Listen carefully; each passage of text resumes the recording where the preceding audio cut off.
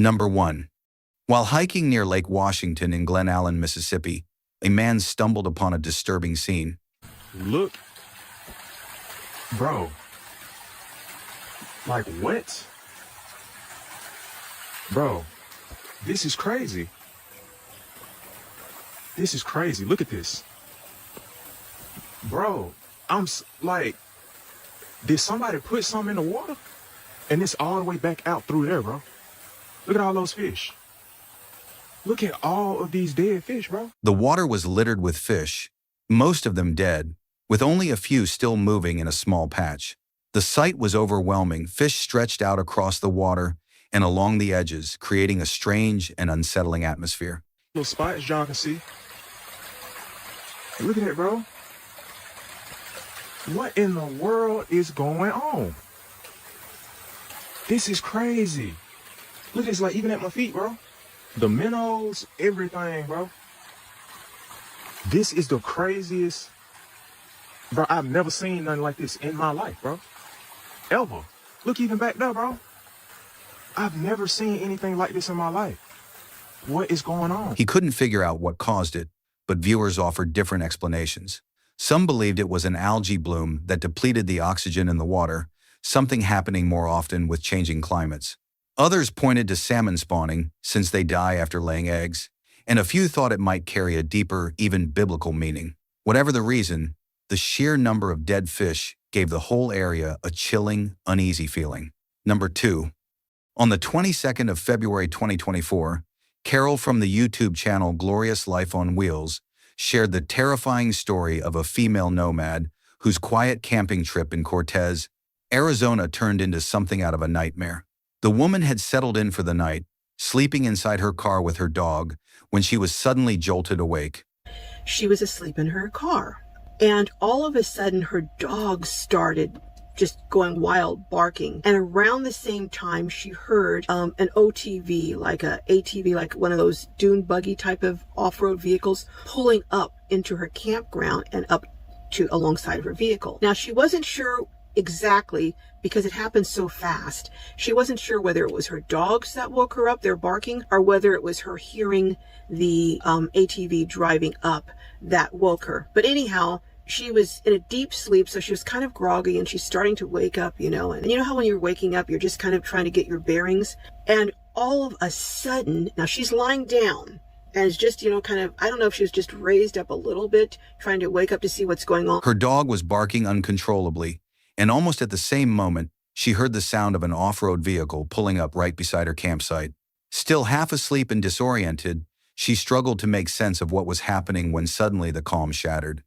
That she had her head on, because her head was apparently just below the window. So when it shattered, a lot of the glass came right down onto her face and the area right around her chest. You can get a better idea from these pictures how much glass was on her pillow and also on the side and throughout her car. If you look, you can see there's not that much glass at the top of the pillow. The reason for that is because most of the glass that came down that would have come onto the top of the pillow actually came down and shattered, falling onto her face and her shoulders. When I spoke with her, she was still very, very shaken up and very traumatized, and you could tell by her speech and the tenor of her voice. But the police were summoned, the courtside police were summoned, and they did come out. She shared with me, however, that she was so shaken up when the police came out that she didn't realize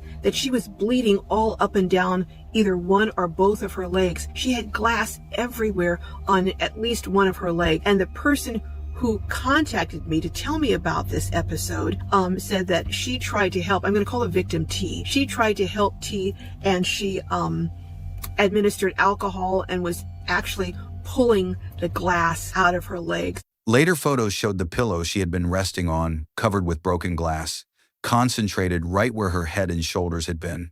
In the chaos, she hadn't realized how badly she was bleeding. It wasn't until others came to help that she discovered deep cuts running up and down her legs. A bystander began pulling glass from her skin and cleaning her wounds while police were called to the scene. The victim was traumatized but eventually received proper medical care and recovered. What made the situation even more unsettling was that earlier that same evening, another solo female camper in the area had been approached by a suspicious group. Trusting her instincts, she left before anything escalated. Authorities believe that caution may have spared her from a similar or even worse fate. This wasn't the work of animals or anything supernatural, it was something far more chilling. The attack appeared planned, likely an attempt to intimidate or rob. Out in remote places, the most dangerous threats often aren't what lurk in the wild but other people. Number 3. Janet, an outdoor enthusiast known for biking, hiking, bushcraft, and stealth camping, decided to take on a different kind of challenge, spending a night hidden away in a cornfield. At first, she explored the area, looking for the right spot to set up. A sweet cornfield, and I'm thinking whether I should go over there.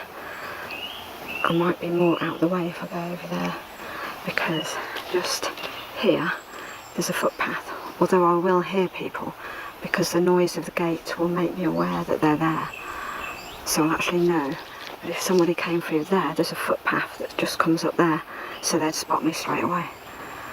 I might go and have a quick wander over there. Eventually, she tucked herself in near some brambles, where her tent and bike were less likely to be noticed. She even considered using her tent more like a bivvy, staying lower to the ground for better cover. Well, everybody.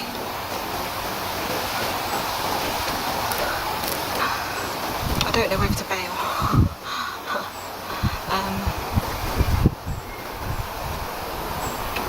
It's about 7:30, 8:15. I don't know whether I'll be better off going up there or just staying up. I don't know. Because if I move my tent there, they're going to see me. This brambles is covering me. I don't know what to do. I've actually brought a ploughman's lunch for my tea and a can of fizzy orange. So I'm on the other bit of the footpath that enters the field with a corn in, and the footpath goes along there. There's not really a route that way where I am, and if you look, you can just see my tent and my bike standing up over there. If I zoom in, I don't know if you can see. I haven't got my glasses on. Oh, there I am. Oh yeah, there's the tent and there's my bike.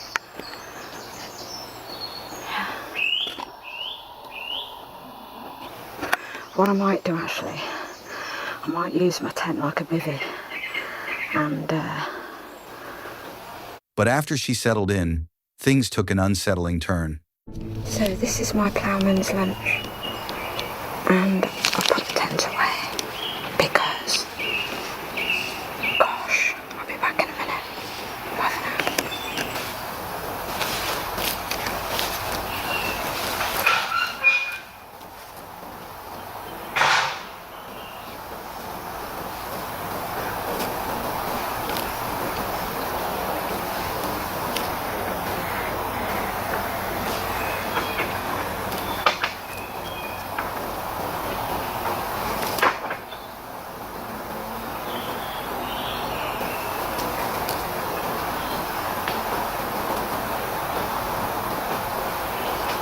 If you got here, here is some cake for you.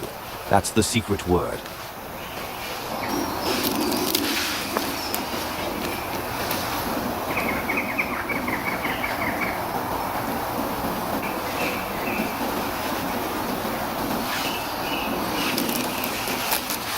But yeah, this is a bale. Gosh, that was pretty scary. I'll tell you in a second. I'm going to eat my dinner while I'm here and quickly eat it and then zoom off on my bike. Back in a minute, bye. Not long into the night, she heard footsteps nearby. They stopped suddenly, as if someone had spotted her. Nothing directly threatening happened, but that moment of silence carried enough weight to make her rethink everything. The thought of being discovered while stealth camping left her uneasy. Trusting her instincts, she packed up, ate quickly, and decided to leave the field. While nothing bad occurred, the experience was nerve-wracking and a reminder that stealth camping isn't always as carefree as it looks. Number 4. Jordan and Lee had been living quietly on public land in Utah, enjoying 5 peaceful days of camping and filming the landscape. Another camper had set up nearby, but at first there was no cause for concern. That changed when the man suddenly marched over, furious and aggressive, convinced their drone had been flown over his camp. Weekend, we are headed to Bryce Canyon.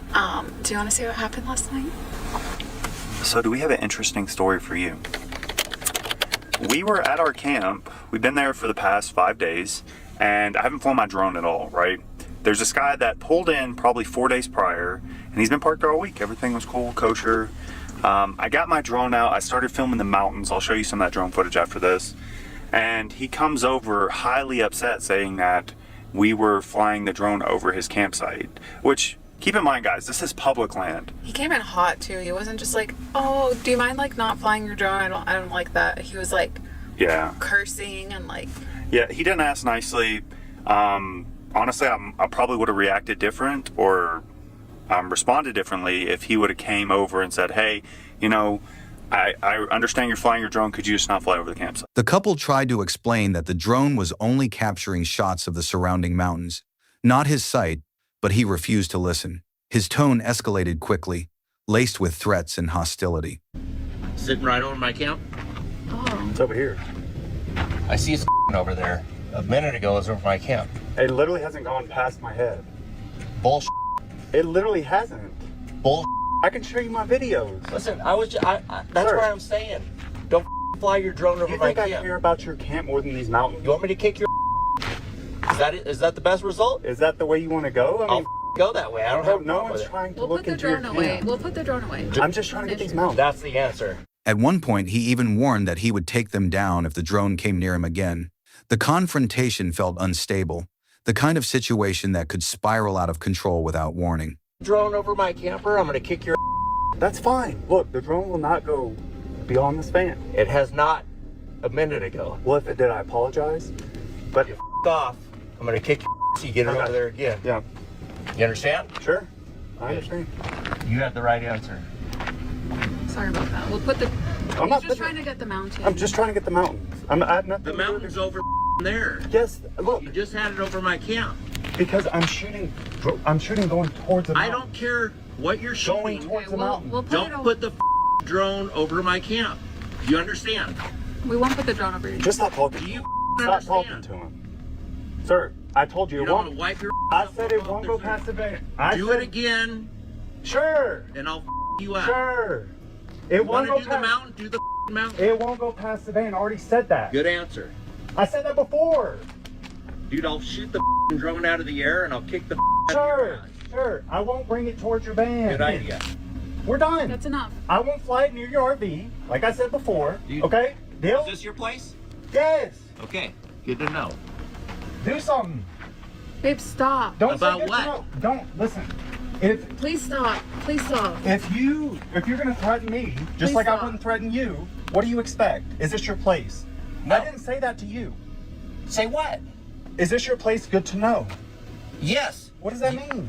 It means you're flying the drone over my place, and you're telling me this is your place. Dude, this isn't my place. I'm just on public land trying to get video of the night. Take you down, dude.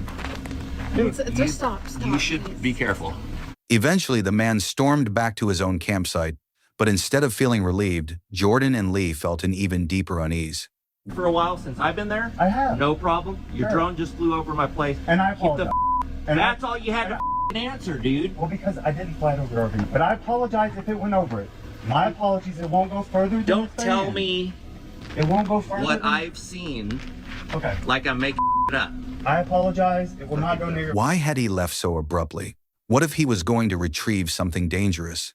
Yeah, so we ended up just leaving that camp spot last night. It was just safer just not to stick around, and we and left. then he left, but he left his camper Yeah. there, which was sketchy. We're like, why is he leaving? And That's leaving another his reason. camper? That's another reason we left. Like, what is he gonna go get?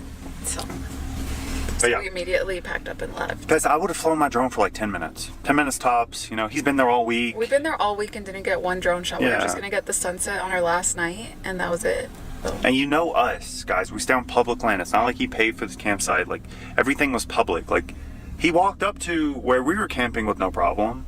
yeah. But he kept referring to his campsite as, like, his property. So I was like, okay. Not willing to take the risk, they packed up immediately and drove off into the night, leaving behind what had once been a peaceful camp. Later, they reflected on how unsettling the incident truly was. Being confronted so aggressively in the middle of nowhere highlights the vulnerability of isolation. Others were asking, why wasn't he in the video? Why didn't you give your wife the phone so she could film him? Guys, we set the phone up on a tripod and we were doing a TikTok live. Neither of us had the phone in our hands to video record him. And we didn't want him to know that there was something else recording in case he would get even more upset, because this happened like out of nowhere and we just reacted. We didn't like set up the tripod or move it or anything. It was just going. The next thing is, and I'll let her answer for you guys, why didn't your wife support you or defend you? Or back you up. Or back you up? So we live in a world where people are crazy and will snap at a lot less than even a drone. Like, I'm from Miami. I've seen situations where people were unalived just from honking a horn in traffic. And recently in Utah, which is where this took place, there was an altercation at a restaurant where a guy smashed a beer bottle and unalived someone's daughter because of a dumb conversation. So you don't want to, it's not worth getting into a fight or escalating a situation over something as dumb as this situation. So I was just trying to diffuse, just say whatever I had to say to get rid of the guy.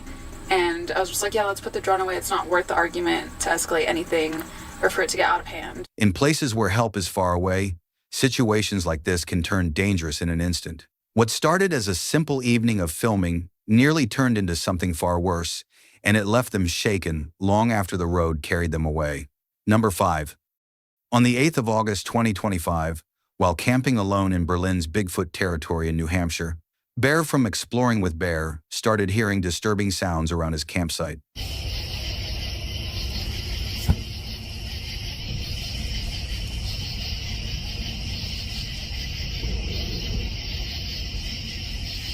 By the truck.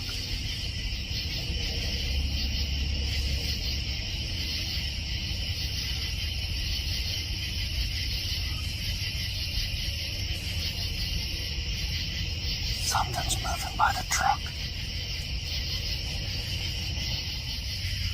There's something out there.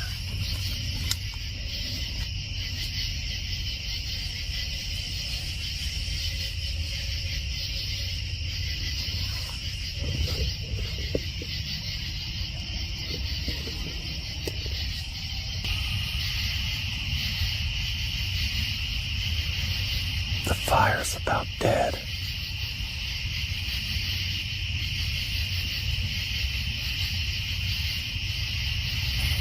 There was something big just hit over by the offering tree.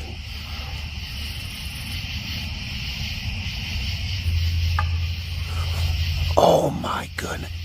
You guys heard that? You guys heard that for sure. That was a knock. That was a knock. Could that have been a person? I wonder if that was a person though. That was still by the tree. I was just thinking about going, that could be a person. At first, it was rustling in the bushes, then distinct knocks on trees, and an odd, high, scratchy scream that didn't fit any normal animal. The noises came close enough to make him tense and alert. Alone in his tent, he felt increasingly exposed. Footsteps moved around the camp, stopped, then moved again.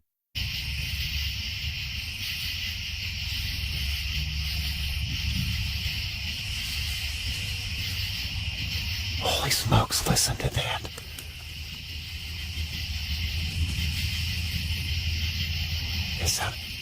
Did I just see red out there? I'm looking through the screen. I think I just seen red.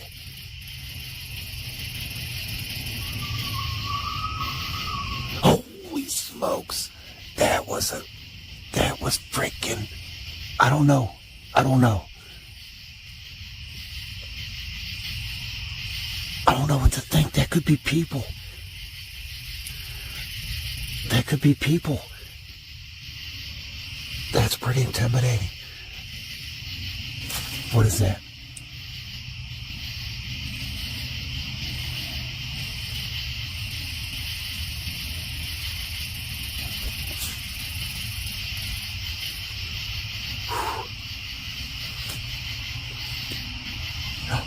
Listen. You can hear something big moving.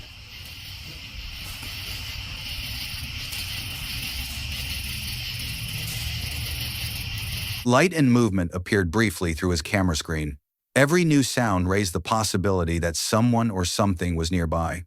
He worried about leaving his gear behind, but also feared staying put if there were people with unknown intentions.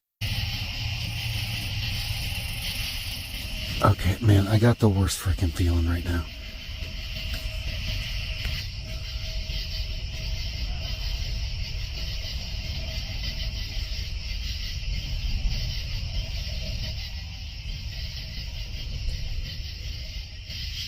I don't know what to do.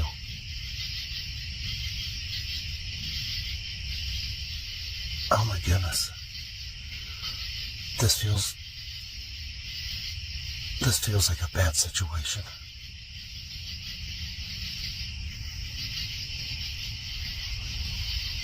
I don't want much light in here right now.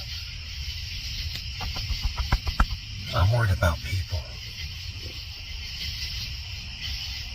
Man, my front's wide open.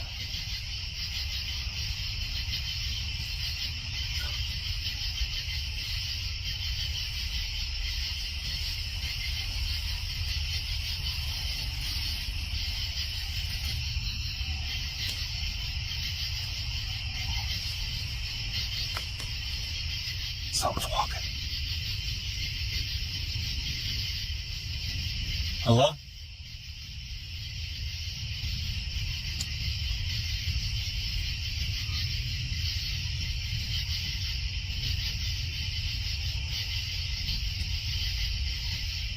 This is the worst feeling I've had in a long time.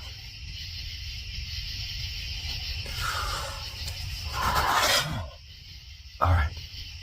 Man, I'm sorry. I can't do this.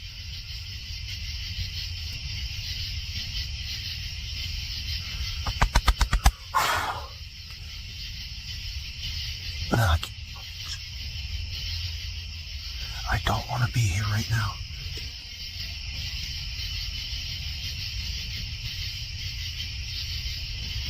I don't know what to do.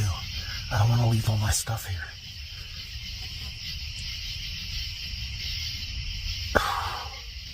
His nerves escalated as the noises continued. He considered checking outside, but decided that would be too risky. I want to just fold everything up in the tent. I was going to fold everything up in the tent.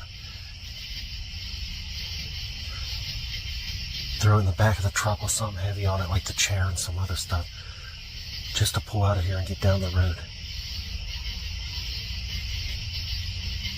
Yeah, man, my heart's freaking, I can't do it.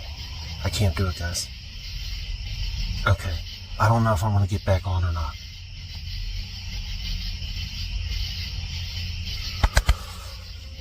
I was just getting ready to put the camera up, and I lit it up in here. And something's like real close to the tent. It started moving as soon as I put that light on, right? Hold on.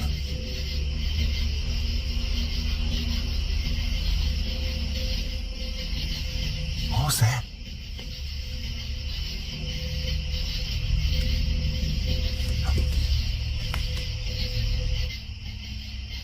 I'm about ready to crap my pants.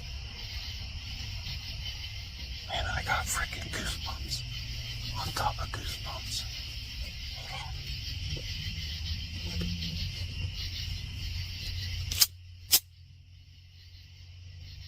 I'm armed.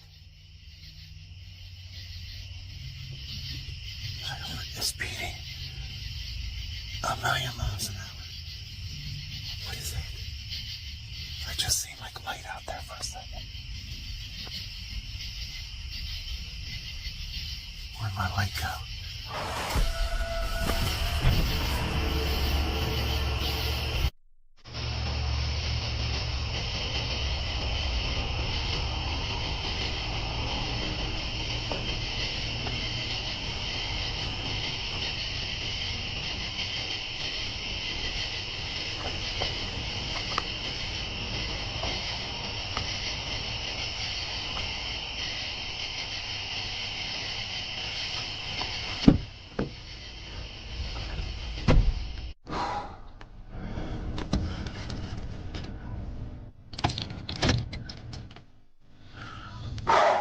Instead, he packed my case. quickly, stacking gear into his truck and putting heavy items on top to keep things secure.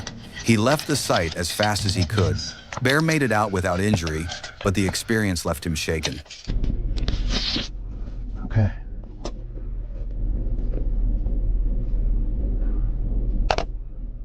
Okay.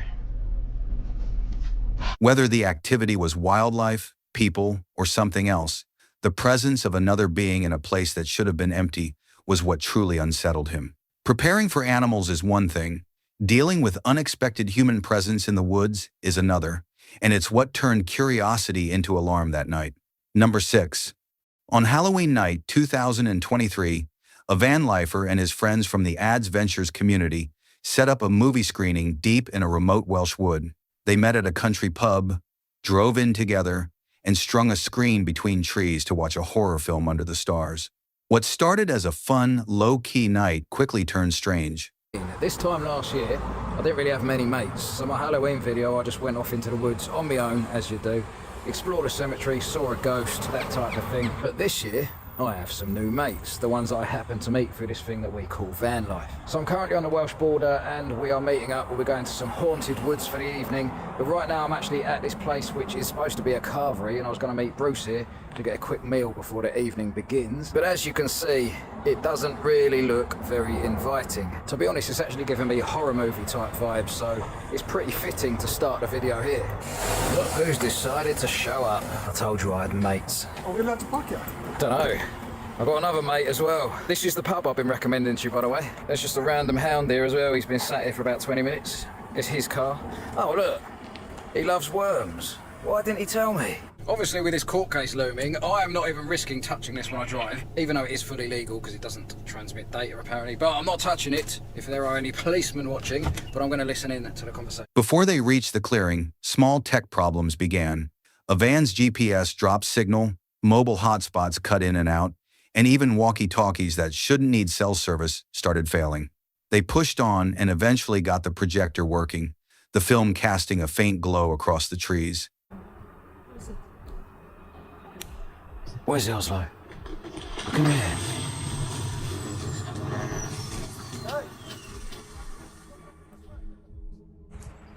Listen, I know this is gonna sound crazy, but Alley Cat said we can unveil ourselves. Okay, if we just surrender something to him that has personal meaning, something that we truly love. What the hell does that mean?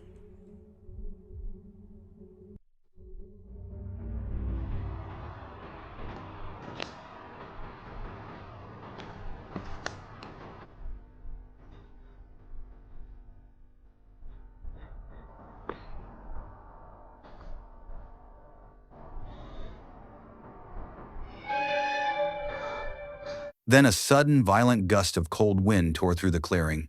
Dust, leaves, and debris rushed toward the group, and the camera that had been recording abruptly froze and shut down despite having more than 70% battery. When I say the camera failed, I mean the camera failed. It was nothing to do with the battery running out. In fact, it still had about 70% battery before it happened. It just froze and shut down, and it would not switch back on until the following morning. Now, this camera's always been decent. It's never done that before. It hasn't done it since. And plus the fact that the walkie-talkie signal was failing, when walkie-talkies don't even rely on signal like phones do. They literally just use radio, so it doesn't matter where you are, they should still work. So that makes me think that something strange was definitely going on in those woods. And if you notice, the last clip that my camera filmed, just before it cut out, you can see like it was like a cold rush of wind just flew straight at me. It was so weird, it felt so out of place, and you can see it on the screen. You can see all the dust and all this madness just flying towards the camera, and then it cuts out. So I have to come to the conclusion that yes, those woods... The device wouldn't power back on until the next morning. The last clip before the camera died showed a rapid distortion in the air, a ripple across the lens like static.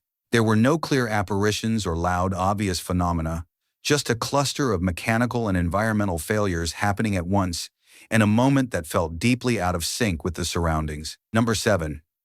Kristen, an experienced hiker who often documents her outdoor journeys, set out to climb Mount Kosciuszko. What was supposed to be a simple trek stretched longer than expected, so she made the decision to camp near the summit for the night. As darkness settled in, she began hearing noises outside her tent. At first, she dismissed them, thinking it might be nothing more than the wind. But as the hours dragged on, the sounds became more distinct, slow, heavy footsteps circling her camp. It's just so loud. There it is. Alone on the mountain, she stayed frozen inside, waiting for daylight. The next morning, she shared her experience online, sparking debate. Some argued it could have been local wildlife, perhaps a dingo. Others suspected it might have been a person wandering near her tent.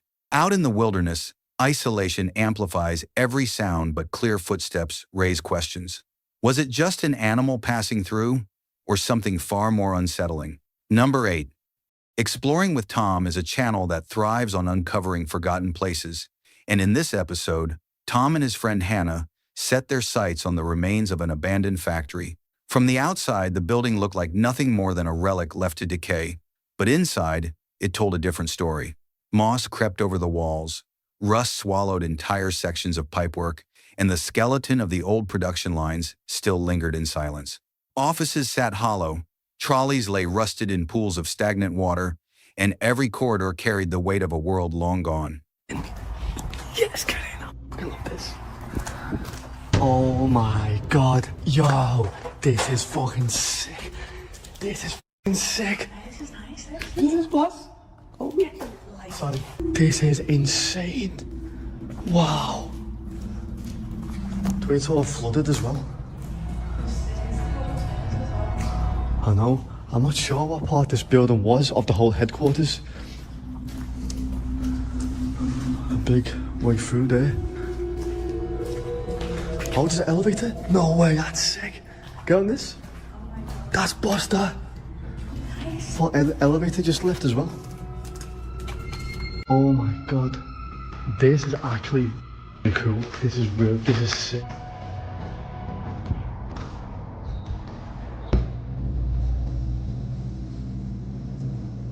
So that big thing in the center is keeping all these together, I think. Look how overgrown that place is as well. All the moss growing and everything.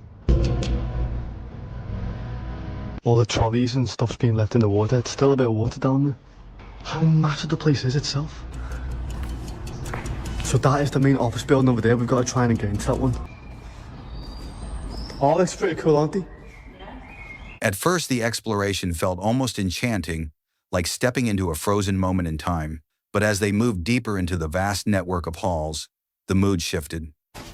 Could you tell me how the flashlight can stop on you? I'm a scaredy cat. The big flashlight.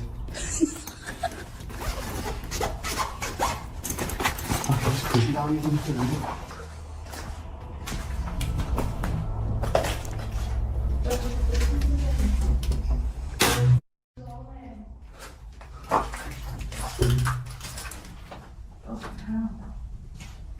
What used to be in there?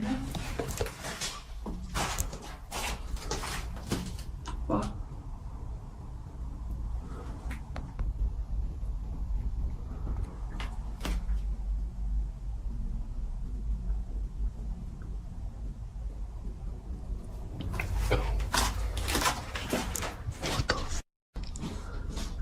What the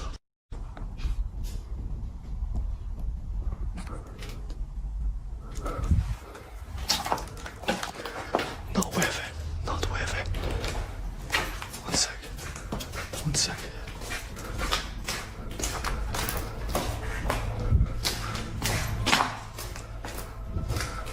What the fuck? It's not worth it, Calvin. It's not worth it, man.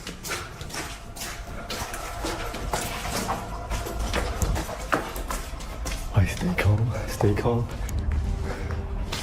Yeah, it's all been stripped out, hasn't it? The f this part here. What the f? Yo, what the f? That's mad. What they thought was just discarded fabric in the corner revealed itself to be a man sleeping inside the ruins. The realization was immediate and chilling. This wasn't just an abandoned factory, it was someone's home.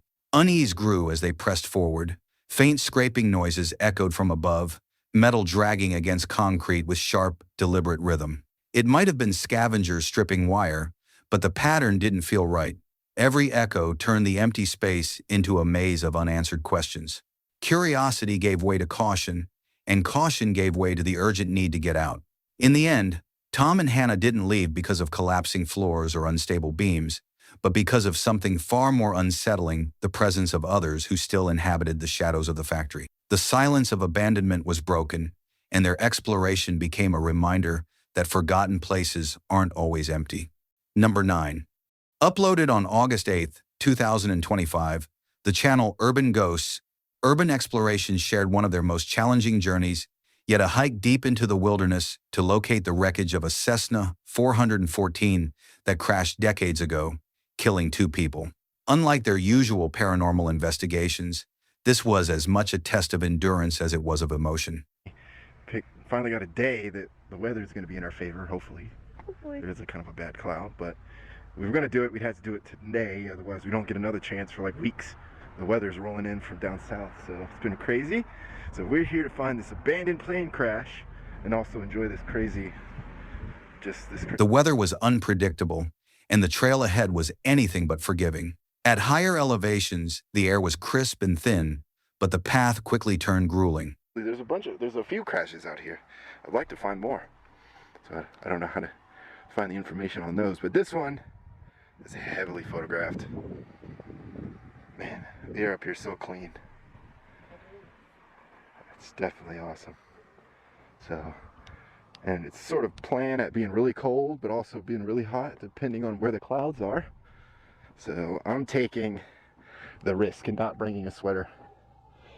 But I will say, at least it's not raining right now. Hopefully it doesn't. But this trail is supposed to be not for the faint of heart. And then the trail we're supposed to go on to get the airplane is even more not for the faint of heart. So faded markers were the only guide through dense greenery, and every step brought new hazards, steep drops, slippery slopes, and narrow passes. At one point, a wrong turn led them straight into a swarm of bees, a reminder of how wild and unforgiving this terrain could be. After hours of climbing, they finally reached the site. That's another trail. I don't know. Wanna see what it is? Yeah.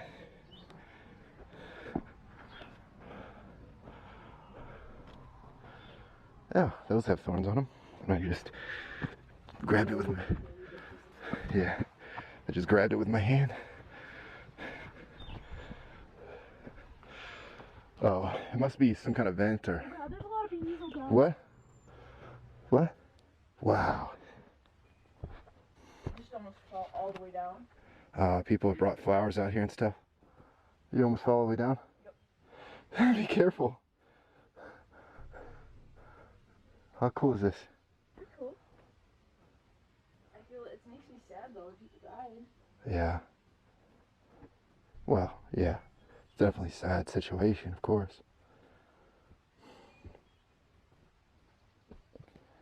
Man. This is wild. To be very careful. It's insane how this would have come down. So the only thing they took were the engines. It's the only thing they felt was cost effective enough to salvage. Well, it goes all the way down the hill. Whoa. This is so cool. Right here is where it all ended. For 2 unfortunate souls. Oh, someone put flowers in there though, that's nice. I know. It's very sweet of them. So basically these would have been where the engines were and they salvaged them. Yeah. Great for photography, right? Scattered across the hillside lay the twisted remains of the plane, partially reclaimed by nature. The fuselage sat fractured, its frame rusting and moss-covered, while pieces of the wings stretched further down the slope. The engines had been removed long ago, but much of the airframe remained an eerie snapshot of tragedy frozen in time. Flowers left by past visitors rested quietly among the wreckage, a touching gesture that underscored the human cost behind the scene. From a plane enthusiast standpoint, this is really neat, but also we do have to take into consideration that lives were lost here. This is a memorial at this point, you know. Yeah. And they were almost to their destination, that just goes to tell you. Goes to show you that you just never know. When your time comes, your time comes. Right. You know? That's why I harp on everyone to follow their passions and their dreams, is you just never know. You just never know. No, don't waste your time. You know, be miserable. Right. There's so many opportunities. You know? And I imagine these two gentlemen took off and on any normal day, and felt perfectly fine. And unfortunately, it did not end well. Their story ended here. So sad. It is.